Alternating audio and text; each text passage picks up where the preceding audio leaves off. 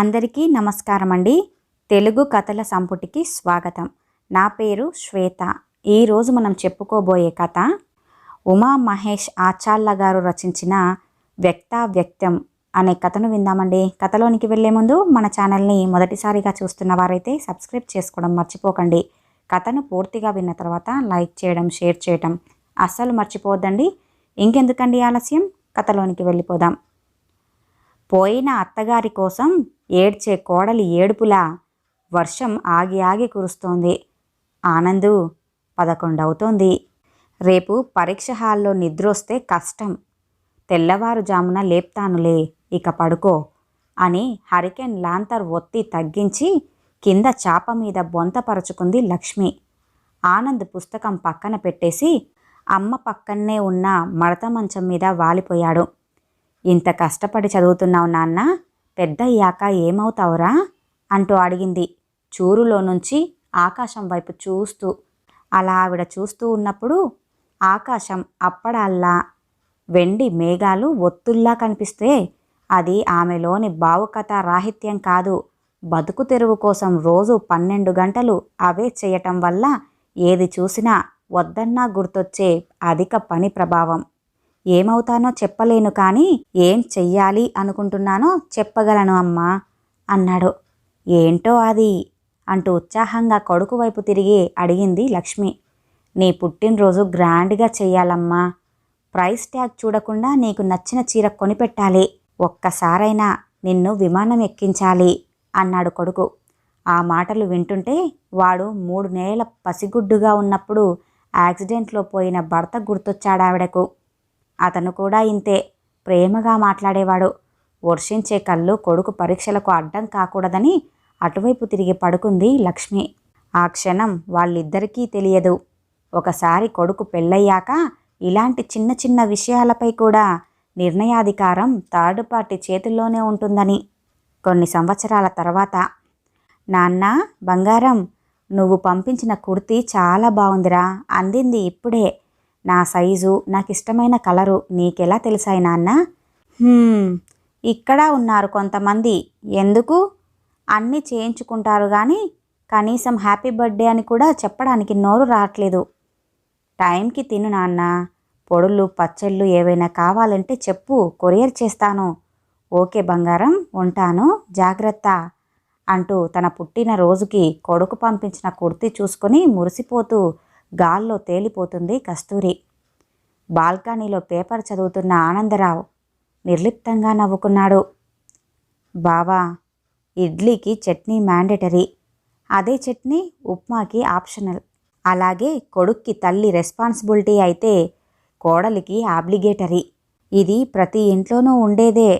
సర్దుకుపోవాలి తప్ప దీన్నేదో పెద్ద జాతీయ సమస్యలా చూడొద్దు అన్నాడు ఆఫీస్ క్యాంటీన్లో టీ తాగుతూ సుబ్రహ్మణ్యం. అదేంట్రా బావా అలా అంటావు? నాకు 3 నెలల వయసున్నప్పుడు మా నాన్నగారు పోయారు. అప్పటి నుంచి నానా కష్టాలు పడి ఒంటరిగా నన్ను పెంచింది మా అమ్మ. అలాంటిది ఆమె ఇప్పటికీ ఒంటరిగానే ఉంటుంది. ఉద్యోగం వచ్చిన నెలలోనే మళ్ళీ ముహూర్తాలు లేవని కస్తూరి వాళ్ళ పేరెంట్స్ కంగారు పడితే నా పెళ్ళి చేయించిందే. అదే నెల వేరు కాపురం పెట్టాను. ఆ రకంగా కనీసం మొదటి నెల జీతం కూడా మా అమ్మ చేతికి ఇవ్వలేకపోయాను. ఆవిడ కూడా ఈ రోజుకి ఏమీ నా నుంచి ఆశించలేదురా. అలా అని పూర్తిగా వదిలేయలేను కదా. మా అమ్మని బాగా చూసుకోవటం తప్ప నాకు పెద్ద పెద్ద కోరికలు ఇంకేం లేవు అన్నాడు ఆనందరావు బాధగా. ఆవిడ పెద్దావిడ, ఎక్కడో ఒక్క దగ్గర బాగానే ఉంటున్నారు కదా. నీ కుటుంబం, నీ పిల్లలు ముఖ్యం రా నీకు అన్నాడు సుబ్బు. అదేం వాదనరా, నువ్వు కూడా కస్తూరిలానే వాదిస్తున్నావు? ఇదంతా ఒక ప్రవాహమట.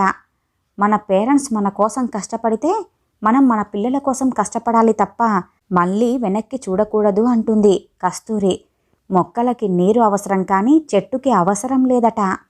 ఈ మధ్య వరుసగా వేప చెట్లన్నీ ఎండిపోతూ ఉంటే వాటికి కొద్దిగా నీరు పోస్తే మళ్ళీ చిగురిస్తున్నాయని ఓ పెద్దాయన చెప్పటం న్యూస్ పేపర్లో నువ్వు చదివే ఉంటావుగా. మరి ఇప్పుడు చెప్పరా, చెట్టుకి నీరు పోయటం అవసరమా లేదా? అవి అడక్కపోయినా పైకి చెప్పకపోయినా ఓ చెంబెడు నీరు పోస్తే వాటికి ఆయుష్ పెరుగుతుందిగా. అయినా ఎక్కడో ఒక దగ్గర బాగానే ఉండటం అంటే బతికుండటం కాదు కదరా.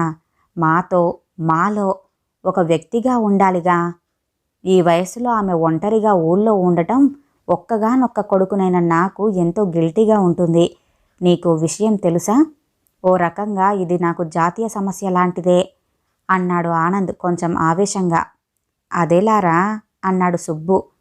మొగాడు 20లో చదువు ఉద్యోగ వేటలో ఉంటాడు, 30లో కెరీర్, పిల్లలు, 40లో ఇల్లు, ఈఎంఐలు. సొసైటీకి తిరిగి ఏమైనా చెయ్యాలంటే అది 50లోనే సాధ్యపడుతుంది. అదే టైంలో తల్లిదండ్రులు కూడా 70లు దాటిపోతారు. కాబట్టి కొడుకు అవసరం చాలా ఉంటుంది వారికి. ఇలాంటి వయసులో ఇంట్లో మనశ్శాంతి లేకపోతే వారికి భరోసాగా ఉండటం అన్న మాట అటుంచి పరిగడుపునే మనం ల్యాబ్ల చుట్టూ తిరగాల్సి వస్తుంది అన్నాడు ఆనంద్. నువ్వు చాలా ఎక్కువగా ఆలోచిస్తున్నావురా అన్నాడు సుబ్బు. లేదురా సుబ్బు, అక్కడ మా అమ్మ, ఇక్కడ కస్తూరి బాగానే ఉండొచ్చు, కానీ నన్ను మాత్రం నిత్యం వేధిస్తున్న సమస్య ఇది. కస్తూరి నీ కజిన్ కాబట్టి, నువ్వు నా చిన్ననాటి నుంచి స్నేహితుడివి కాబట్టి అన్నీ నీకు చెబుతున్నాను. పెళ్ళికి విఘ్నేశ్వరుడి బియ్యం కూడా అంత ముందుగా కట్టరేమోరా. తన బర్త్డే వస్తుందంటే చాలు 6 నెలలు ముందు నుంచే హడావిడి మొదలైతుంది మీ చెల్లెలకి. మ్యాచింగ్తో సహా చీర 3 నెలల ముందే రెడీ చేసి పెట్టుకుంటుంది. ఆ రోజు ఎవరినెవరిని పిలవాలి, ఎవరిని పిలవకూడదు, రిటర్న్ గిఫ్ట్ ఏమి ఇవ్వాలి, వాటి విలువ ఎంత ఉంటుంది, ఎలా ప్రోగ్రామ్ని డిజైన్ చేసుకోవాలి, ఇలా ఎక్సర్సైజ్ చేస్తూనే ఉంటుంది. ఇలా మీ చెల్లి ఎంతసేపు నేను, నా బర్త్డేలు, నా పిల్లలు, నా ఇల్లు అంటూ సెల్ఫ్ సెంట్రిక్గా ఉంటుంది. అదేం తప్పని నేను అనటం లేదు, కానీ మా అమ్మ విషయం వచ్చేటప్పటికి దేనికి ఒప్పుకోదు. మన దగ్గరే ఉంచుకుందామంటే మీకేం, మీరు క్యాంపులు అవి ఇవి అంటే ఊర్ల మట్టి తిరుగుతారు, నేను చాకరీ చెయ్యలేను అంటుంది. పండక్కో పుట్టినరోజుకో ఒక చీర కొనాలి అంటే ఇంత ధర పెట్టి తనకెందుకో ఆ చీర, ఈ బడ్జెట్లోనే తీసుకుందాం అని ఆ ధర దాటదు. కనీసం ఎల్టీసీలోనైనా అమ్మని ఒక్కసారి విమానం ఎక్కిస్తాను అంటే నేను రాను, కావాలంటే మీరు వెళ్ళండి అంటుంది. అమ్మతో తను రావటం ఇష్టం లేదని అమ్మకి తెలిసిపోయి, అమ్మే నేను రానులేరా, మీరు వెళ్ళిరండి అంటుంది. అమ్మ పుట్టినరోజు ఒక్కటైనా సర్ప్రైజ్గా జరుపుదామంటే నేనంటే చిన్నదాన్ని, ఆవిడ పెద్దావిడ, ఆవిడకెందుకు ఇలాంటివన్నీ అంటుంది. బంగారం మా అమ్మ పేరులోనే తప్ప ఒంటి మీద చూసిందే లేదు. ఇంతవరకు మా అమ్మకి 1 గ్రామ్ బంగారం కొన్నదే లేదు. అదేమంటే ఆవిడకెందుకు ఈ వయసులో అంటుంది అన్నాడు ఆనంద్ మంచినీళ్లు కొద్దిగా తాగేసి గ్లాస్ టేబుల్పై పెడుతూ. బావా, నువ్వు చెప్పింది నాకు అర్థమవుతుందిరా. చిన్నప్పుడు ఎక్కువగా మా బాబాయ్ వాళ్ళింట్లోనే ఉండేవాడిని నేను. కస్తూరి గురించి నాకు బాగా తెలుసు. కస్తూరి పుట్టినప్పుడు ఏడవలేదట. డాక్టర్లు తలకిందులుగా తిప్పి గిల్లినా ఏడవలేదట. కంగారు పడ్డారంతా. ఓ 10 నిమిషాల తర్వాత నర్సు జేబులో పక్క రూంలో వాళ్ళిచ్చిన చాక్లెట్ బాక్స్ తాలూకు గిఫ్ట్ ర్యాపర్ కస్తూరి చేతికి తగలటంతో అప్పుడు నవ్విందట. అందరూ హాయిగా ఊపిరి పీల్చుకున్నారు. లేక పుట్టిన పిల్ల కాబట్టి మొదటి బర్త్డేని చాలా గ్రాండ్గా చేశారు. అంతమంది ఒక్కసారిగా కొట్టిన చప్పట్లు ఆమె మనసులో బలంగా నాటుకుపోయాయి. ఆ తర్వాత ప్రతి పుట్టినరోజు అంతే గ్రాండ్గా జరిపించారు. వాళ్ళింట్లో కస్తూరి విఐపిగా అయింది. అలా పుట్టినరోజు ఆవిడకి ఓ అబ్సెషన్ అయింది అని ఇంకా ఏదో చెబుతూ ఉండగానే, అరే సుబ్బు, ఇక్కడ సమస్య కస్తూరి పుట్టినరోజు జరుపుకోవటం గురించి కాదు. తన గురించి తాను అంత శ్రద్ధ తీసుకుంటున్నప్పుడు మా అమ్మ గురించి, కనీసం నా గురించి కొంచెమైనా ఆలోచించాలి కదరా. సరే వదిలే, నువ్వు మాత్రం ఏం చేస్తావులే, నా తిప్పలేవో నేను పడతాను అంటూ లేచి తన సీట్లోకి వెళ్ళిపోయాడు ఆనందరావు. చేసేదేం లేక సుబ్రహ్మణ్యం కూడా తన సెక్షన్లోకి వెళ్ళిపోయాడు. కస్తూరి దిగాలుగా కూర్చుంది. ఆ రోజు తన పుట్టినరోజు. పోయినేడు భర్త పోవటంతో చేసుకోలేదు. ఓ ఏడు పోతే 3 ఏళ్ళు పోతుందంటారు. ఇదేనేమో. బర్త్డే బ్లూస్తో ఆమెకి దుఃఖం తన్నుకొస్తోంది. భర్త ఫోటో కేసి చూసింది. అతను ఫోటోలో నుంచి నవ్వుతూ ఉన్నట్టు అనిపించింది. బాగయింది అనేమో. పిల్లలిద్దరూ ఫోన్లు చేయలేదు. అలా అని గిఫ్టులు ఏమీ పంపలేదు. పోతూ పోతూ ఆయన గాని పిల్లల్లో దూరాడా ఏంటి అనే అనుమానం భయంగా మారి కోపంగా ముగిసింది. ఒక్క క్షణం ఆ ఫోటో తీసేసి అటక మీద దాచేద్దాము అనిపించింది. టైం చూసుకుంది. సాయంత్రం 4 అయింది. పోనీ కొడుకులకు తానే ఏదో ఒక వంకతో ఫోన్ చేసి విషెస్ చెప్పించుకుందామా అంటే ఇప్పుడు వాళ్ళకి ఏ తెల్లవారుజామో అవుతుంది. లేపితే విసుక్కుంటారు. అంతలోనే బెల్లు మోగితే పని మనిషి అయి ఉంటుందని నిరాశగా వెళ్ళి తలుపు తీసింది. ఎదురుగా సుబ్రహ్మణ్యం. రా అన్నయ్య, చాలా రోజులైంది నిన్ను చూసి అంటూ తప్పుకొని లోపలికి ఆహ్వానించింది. సుబ్బు చేతిలో బట్టల కవర్ చూడగానే చిన్న ఆశ మొదలైంది. ఏదైనా నా కోసం గిఫ్ట్ తెచ్చాడో ఏమో, నా బర్త్డే అని తెలిసి. అయినా చిన్న అనుమానం. 1-2 సార్లు వాడు ఏదో చెప్పబోతే నేనే వారించి తనతో మాట్లాడడం మానేశాను. అతను వస్తూనే నీకు పుట్టినరోజు శుభాకాంక్షలు చెల్లమ్మా అంటూ కవర్లో నుంచి చీర తీసి ఇచ్చాడు. అది చూడగానే ఆమె చిన్న పిల్లలా సంతోషపడిపోయింది. థ్యాంక్స్ అన్నయ్య, ఈరోజు ఇక్కడే మీకు భోజనం ఏర్పాటు చేస్తాను, భోంచేసి వెళ్ళండి అంది. పిల్లలు ఫోన్ చేశారా తల్లి అంటూ అడిగాడు సుబ్బు. లేదన్నయ్య, ప్రతి ఏడు నా పుట్టినరోజుకి ఇద్దరు ఏదో ఒక గిఫ్ట్ పంపిస్తూనే ఉండేవారు. పొరుగురులో చదువుతున్నప్పుడు, ఉద్యోగం చేస్తున్నప్పుడు, ఆఖరికి అమెరికా వెళ్ళాక కూడా విషెస్ చేసేవారు. ఏదో ఒక కానుకలు పంపిస్తూనే ఉండేవారు.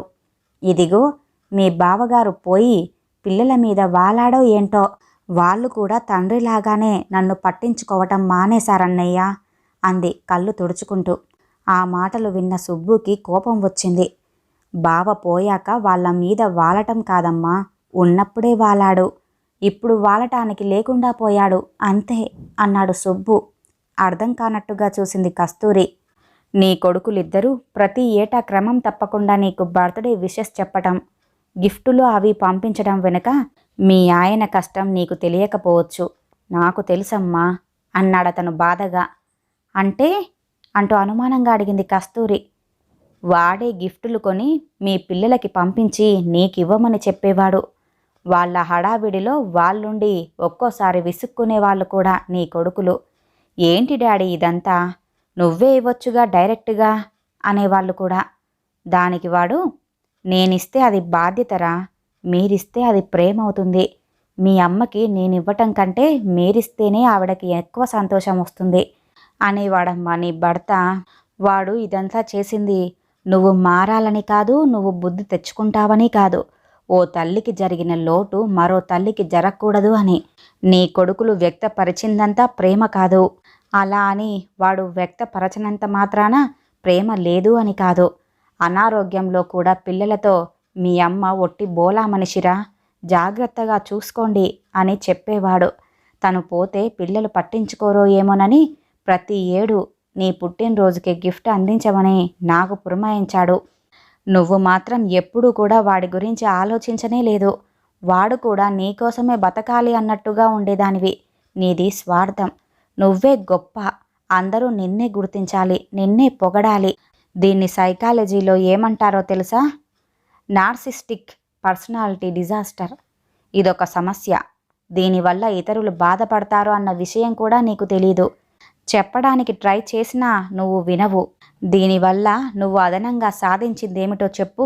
నిన్ను పెళ్లి చేసుకున్నప్పటి నుంచి అతని తల్లికి నువ్వు గోరెంత చేయకపోయినా నిన్ను నెత్తిన పెట్టుకొనే చూసుకున్నాడు.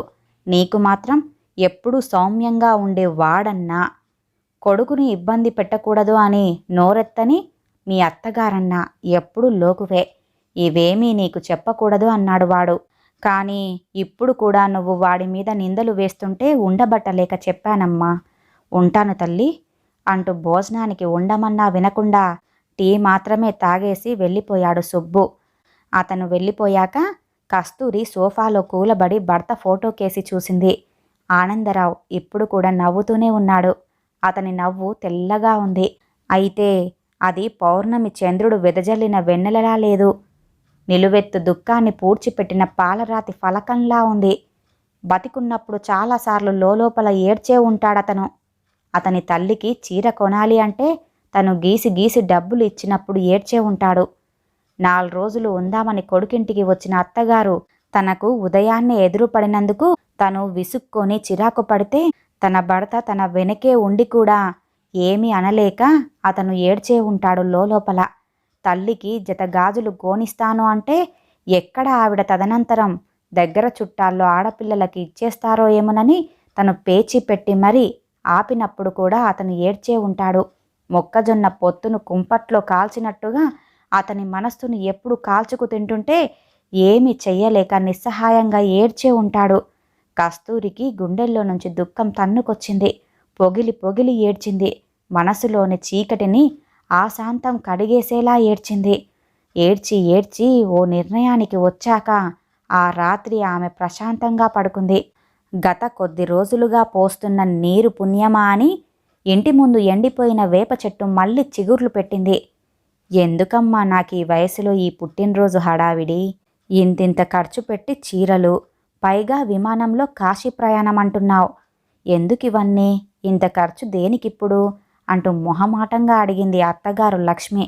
కస్తూరి నవ్వి ముడతలు పడ్డ అత్తగారి చేతిని తన చేతిలోకి తీసుకుంది. ఆ స్పర్శలో కొడుకును తడుముకుంది లక్ష్మి. ఫోటోలో ఆనందరావు నవ్వుతున్నాడు. ఆ నవ్వు కిటికీలో నుంచి పడే వెన్నెలలాగా చల్లగా అనిపించింది ఈసారి.